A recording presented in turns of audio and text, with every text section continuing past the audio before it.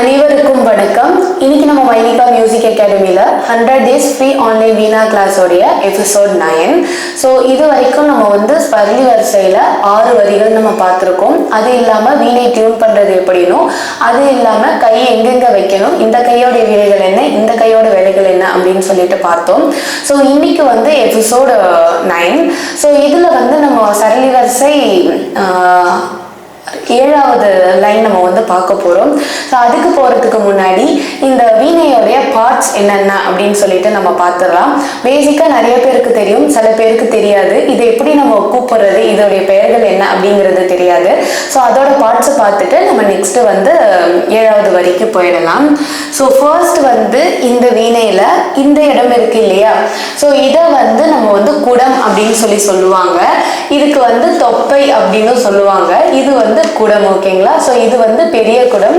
இது நம்மளுக்கு மெயின். இதில் தான் நம்மளுக்கு சவுண்ட் ஹோல்ஸ் எல்லாமே கொடுத்துருக்காங்க. ஸோ இதில் நம்மளுக்கு குட்டி குட்டி ஹோல்ஸ் கொடுத்துருப்பாங்க. சில இதில் இப்படி நடுவில் ஒரு ரவுண்டாக இருந்து அதை சுற்றி மட்டும் ஹோல்ஸ் கொடுத்துருப்பாங்க.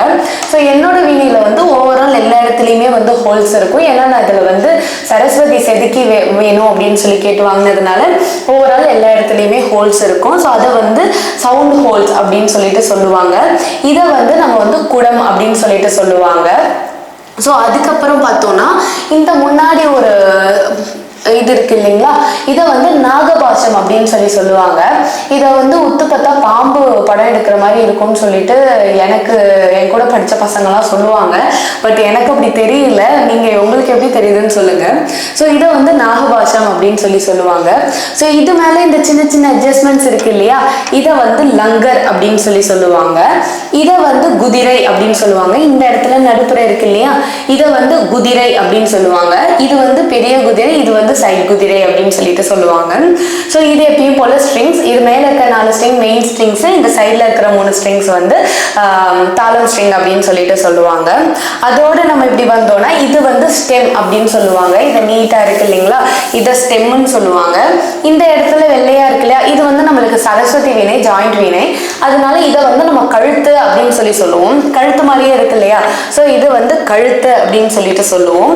இதை நம்மளுக்கு மெழுகு சட்டம்னு சொல்லுவாங்க. இந்த பிளாக் கலர்ல இருக்கு இல்லையா, இதை மெழுகு சட்டம் அப்படின்னு சொல்லுவாங்க. ஸோ இதுல ஒரு கட்ட கட்டையா இருக்கு இல்லையா, இதை ஃப்ரெட்ஸ் அப்படின்னு சொல்லுவாங்க. அதோட இந்த இடத்துக்கு வந்தோம்னா இந்த மாதிரி நீட்டிண்டு இருக்கு இல்லையா, ஸோ அட்ஜஸ்ட் பண்றது, இதை பிரடை அப்படின்னு சொல்லுவாங்க. இந்த குட்டியா நம்ம மடியில வச்சிருக்கோம் இல்லையா, இதை சுரைக்காய் அப்படின்னு சொல்லுவாங்க. ஆக்சுவலா ஏன் இது பேரு சுரைக்காய் அப்படின்னா, அந்த காலத்துல சொரைக்காவை பதப்படுத்தி தான் இந்த இடத்துல வச்சு யூஸ் பண்ணிட்டு இருந்திருக்காங்க. ஆனா இப்போ இதெல்லாம் பிளாஸ்டிக்கா மாறிடுச்சு. இதை இப்போ சப்போர்ட் அப்படின்னு சொல்றாங்க. இது பேரு சுரைக்காய். ஸோ இதுக்கப்புறம் பார்த்தோம்னா இந்த முகம், அதாவது டிராகன் ஃபேஸ் ரொம்ப அழகா இருக்கு இல்லையா, ஸோ இதை யாழி முகம் அப்படின்னு சொல்லுவாங்க. இந்த யாழிக்கு பதிலாக நம்ம பீகாக், அதுக்கப்புறம் பாம்பு, அதுக்கப்புறம் மயில், மீன், ஸோ இந்த மாதிரி நிறையா வச்சு இப்போ கிளி இந்த மாதிரிலாம் வச்சு செய்கிறாங்க. ஸோ இது டிராகன் ஃபேஸ், இதில் இருக்கிறது யாழி முகம் அப்படின்னு சொல்கிறாங்க. ஓகேங்களா? ஸோ இதுதான் இதோடைய பார்ட்ஸ் ஆஃப் பாடி. ஸோ இப்போ நம்ம 7வது லைனுக்கு போகலாம். எபிசோட் 9ல 7வது வரி. 7வது வரி என்னன்னா, இது வரைக்கும் நம்ம பா சரி, பத சரி, அந்த மாதிரி எல்லாம் நம்ம ப்ராக்டிஸ் பண்ணியிருந்தோம். ஸோ இதுக்கப்புறம் எல்லாமே வேரியாகி தான் வரும். 7, 8, 9 வரைக்கும் தான் நம்ம அந்த செகண்ட் லைனும் 4th லைனும் சரிகம பதனிசா சானிதப்ப மகரிசா வரும். 9வது லைனுக்கு அப்புறம் 10லேருந்து 15 வரைக்கும் நம்மளுக்கு கொஞ்சம் டிஃப்ரெண்ட்டாக, அது ரொம்ப ஒரு அழகான ஒரு ஃபீல் தர மாதிரியான லைன்ஸ் அதில் ரெகுலராக வரும். இப்போ இருக்கிற லைனை நம்ம பாடி காட்டுறோம். முதல்ல சரி க மா பா மா கரி, சரி க மா பா த நீ சா சா நீ த பா மா பா த நீ சா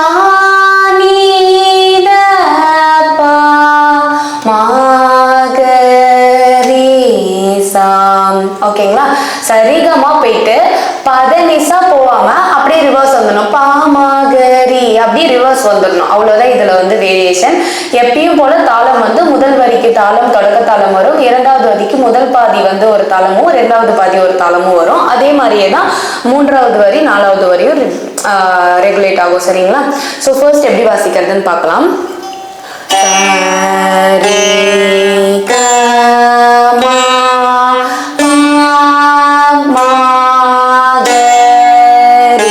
ஓகேவா?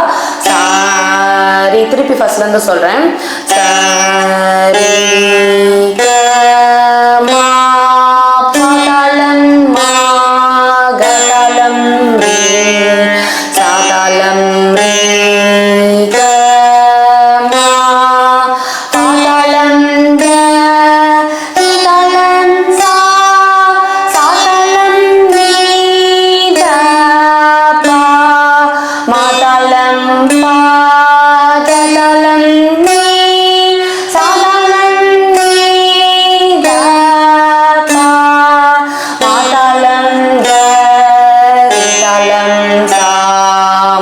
இப்போ இரண்டாவது ஸ்பீட் நம்ம பாட போறோம். ஸோ அடுத்தது வந்து இரண்டாம் காலம். இரண்டாம் காலம் வந்து ஒரு தட்டுக்கு 2 ஸ்வரங்கள் நம்ம வந்து வாசிக்க போறோம். சரி கமா பமா கரி சரி கமா பதனி சா சானி த பமா பதனி சானி த பமா கரி சா சரி கமா பமா கரி தாளம் தாளம்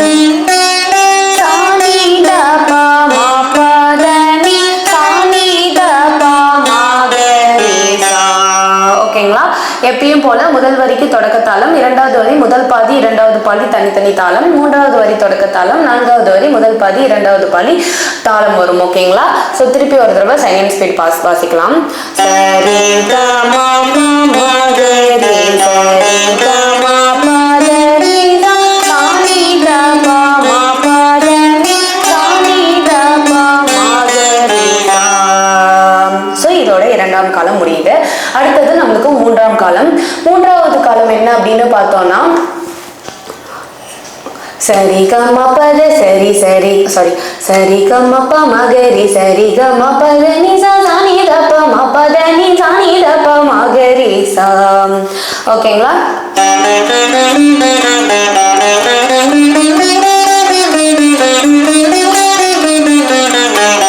எப்பயும் போல முதல் 2 வரிக்கு தொடக்க தாளம் வரும், மூன்றாவது வரிக்கு ஒரு தாளம், நான்காவது வரிக்கு ஒரு தாளம் வரும். ஸோ இதுதான் வந்து மூன்றாவது காலம். ஸோ திருப்பி ஒரு தடவை வாசிக்கிறேன், என் கூட சேர்ந்து நீங்களும் வாசிங்க.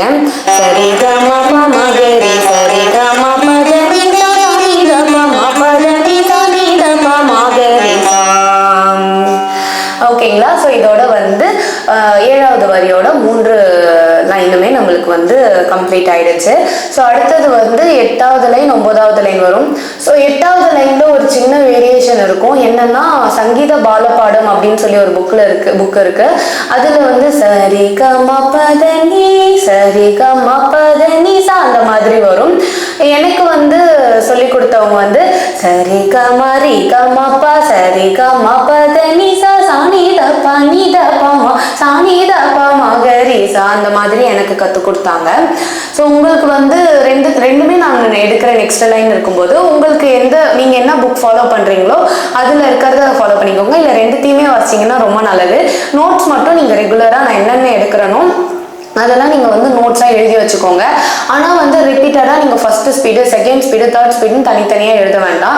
என்ன நோட்ஸில் இருக்கோ அதை மட்டும் நீங்கள் வந்து கண்டினியூஸாக எழுதி வச்சுக்கோங்க. செகண்ட் ஸ்பீட் தேர்ட் ஸ்பீட்லாம் எழுத வேண்டாம். ஸோ ஒரு லைனும் நீங்கள் வந்து கண்டினியூஸாக எழுதி நான் கொடுக்குற எபிசோட்ஸை நீங்கள் வந்து கரெக்டாக நான் கொடுக்குற நோட்ஸை வந்து கரெக்டாக நீங்கள் ஃபாலோ பண்ணிக்கிட்டே வாங்க. இன்கேஸ் பிகினர்ஸ் நீங்கள் வெளியில் எங்கேயும் கிளாஸஸ் போகலை, என்கிட்ட தான் வரீங்க ஃபஸ்ட் அப்படின்னா நீங்கள் வந்து நான் சொல்கிற நோட்ஸை வந்து நீங்கள் ஃபாலோ பண்ணி நோட்ஸ் போட்டு எழுதிக்கோங்க. நோட்ஸ் போட்டு எழுதுறது ரொம்ப ரொம்ப நல்லது. புக்ஸ் யூஸ் பண்ணுறதை விட நீங்கள் எழுதும்போது நீங்கள் என்னென்ன பாட போகிறீங்க அப்படிங்கிறது வந்து உங்களுக்கு ஆட்டோமேட்டிக்காக மனசில் வந்து எழுதும்போது பதிஞ்சிடும். ஸோ இது மாதிரி நீங்கள் ஃபாலோ பண்ணிங்கன்னா ஈஸியாக உங்களுக்கு வந்து எல்லாமே வந்து கிராப் ஆகிடும். ஓகேங்களா? ஸோ உங்களுக்கு இந்த வீடியோ பிடிச்சிருக்கும் அப்படின்னு சொல்லிட்டு நம்புகிறேன். உங்களுக்கு இந்த வீடியோஸில் ஏதாவது டவுட்ஸ் இருக்குது அப்படின்னா என்னோட கீழே வாட்ஸ்அப் நம்பர் கொடுக்குறேன், அதுக்கு மெசேஜ் பண்ணுங்கள். எனக்கு யாராவது ஆன்லைன் கிளாஸ் வேணும் அப்படின்னு சொன்னீங்கன்னா அதுக்கான டீட்டெயில்ஸுமே நான் வந்து டிஸ்கிரிப்ஷனில் கொடுத்துருக்கேன். ஸோ என்னோட நம்பருக்கு வாட்ஸ்அப் பண்ணுங்கள். உங்கள் ஃப்ரெண்ட்ஸ் யாராவது வந்து வீணை கற்றுக்கணும் அப்படின்னு ஆசைப்பட்றாங்க அப்படின்னா கண்டிப்பாக என்னோட சேனலை ரெக்கமெண்ட் பண்ணுங்கள். Thank you so much. பாய்.